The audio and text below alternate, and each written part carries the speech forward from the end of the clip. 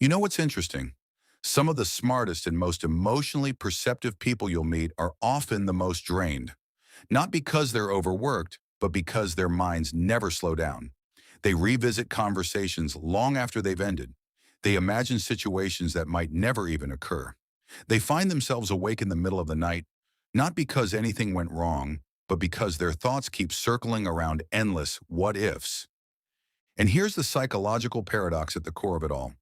The same mental pattern that makes someone reflective, cautious, and compassionate is also what slowly wears them down. Today, we'll take a closer look at the psychology of overthinkers, what's really going on in their minds, why this tendency develops, and what it ultimately reveals about who they are. Let's begin with how researchers actually define this pattern. Psychologists describe it as maladaptive rumination, a tendency for the mind to return again and again to the same loops of thought, especially around uncertainty, past experiences, or social interactions. Research from Yale and the University of Michigan has consistently found that people who ruminate don't do so because they're weak or overly anxious. In many cases, it's because their brain is highly skilled at recognizing patterns. It's constantly scanning, processing, and searching for meaning. The issue isn't intelligence. It's that the system never receives a signal to switch off. From a neurological standpoint, this relates to a structure you've likely heard of, the prefrontal cortex. This is the area of the brain in charge of planning, reasoning, and introspection. In people who overthink, this region often remains highly active even at rest. At the same time, the default mode network, the brain's background processing system, continues to produce an ongoing stream of internal thoughts.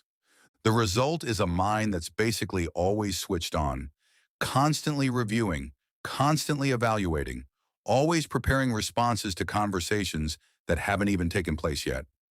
What's interesting is that this pattern rarely begins in adulthood. For many overthinkers, it actually starts in childhood or adolescence, often in environments where outcomes felt uncertain or unpredictable. When a child grows up in a home where emotions change suddenly, or where mistakes led to outsized consequences, the developing brain adopts a very logical coping strategy. Think ahead, anticipate everything. If you can foresee what's coming, maybe you can keep yourself safe. Viewed this way, overthinking isn't a flaw, it's an adaptation. It's a highly intelligent nervous system doing exactly what it was conditioned to do. Now here's something worth pausing on. Not all overthinking looks the same. Psychologists generally distinguish between two main types. The first is reflective rumination, where a person turns inward to better understand themselves, process their emotions, and make sense of their experiences. When kept in balance, this form can be a real strength, often associated with greater emotional intelligence and deeper self-awareness. The second is brooding rumination, a more passive and often distressing pattern of dwelling on problems without moving toward a solution.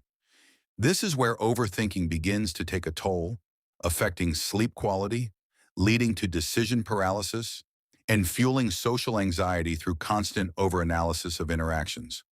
The challenging part is that most overthinkers tend to move back and forth between the two. A single moment of reflection can slip almost imperceptibly into a spiral. And because the thinking feels useful, since the brain is actively engaged, it can be genuinely hard to notice when you cross the line from processing into rumination.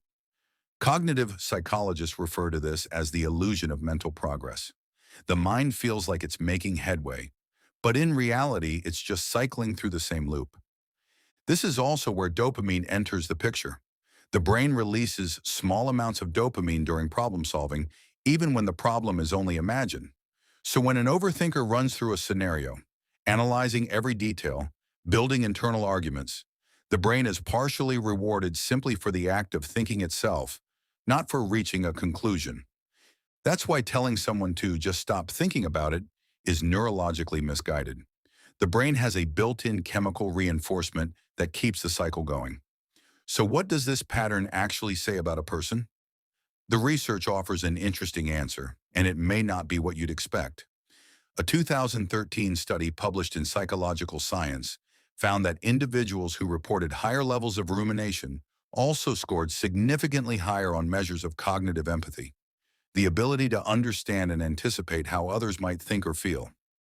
On average, they tend to be more sensitive to social subtleties, more aware of how their words affect others, and more attuned to the unspoken emotional atmosphere of a room. The same mechanism that makes overthinking so draining is also what makes these individuals deeply perceptive. But being highly perceptive without finding resolution can be exhausting. And that's the core tension many overthinkers face.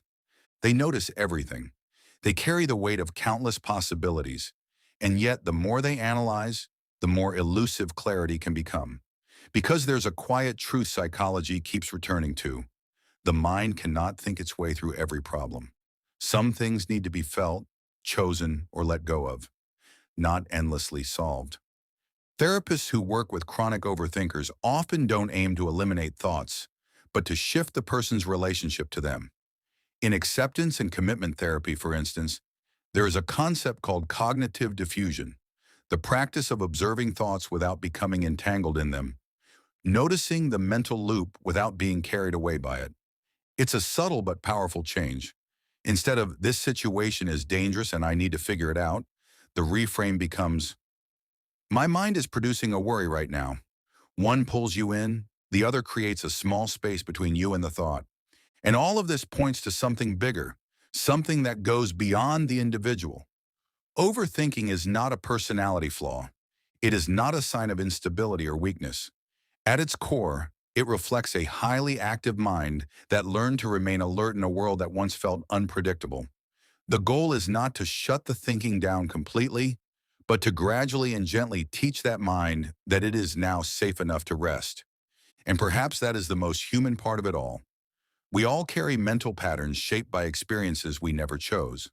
Understanding them doesn't make them disappear, but it can change the hold they have over us.